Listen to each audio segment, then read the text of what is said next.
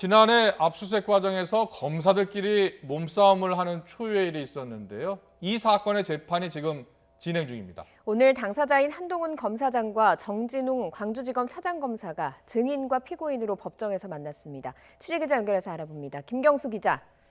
네, 서울중앙지방법원입니다. 네, 한동훈, 정진웅 두 검사죠. 두 사람이 이제 법정에서 공식 대면하게 됐습니다. 이게 10달 만이라고요?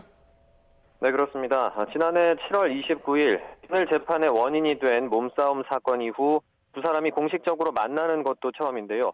앞서 한동훈 검사장은 오후 1시 40분쯤에 법원에 도착했습니다.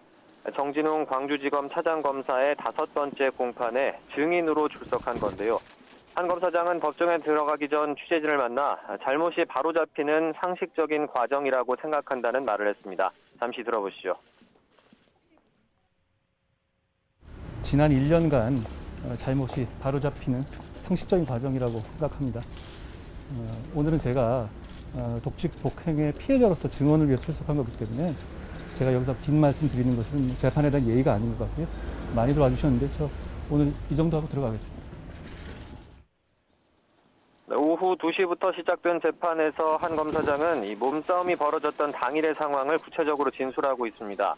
정진웅 차장검사는 지난해 채널A 기자와 유착 의혹을 받던 한동훈 검사장을 압수수색하는 과정에서 휴대전화를 빼앗으려 몸을 누르는 등 폭력을 행사한 혐의를 받고 있는데요. 정 차장검사 측은 당시 한 검사장이 증거인멸을 시도해 이를 막으려다 중심을 잃었을 뿐 폭행 의도는 없었다며 혐의를 부인하고 있습니다.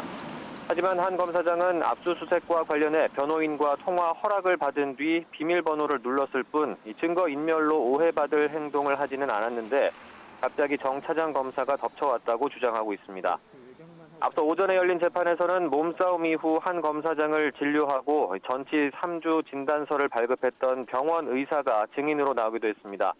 이 의사는 당시 한 검사장이 목과 어깨, 허리 통증 등을 호소했고 상태가 좋지 않아 입원 치료도 권했다고 설명했습니다. 반면 정 차장검사 측은 한 검사장의 상해와 관련된 당시 진단 소견이 타당한지 조목조목 따졌는데요.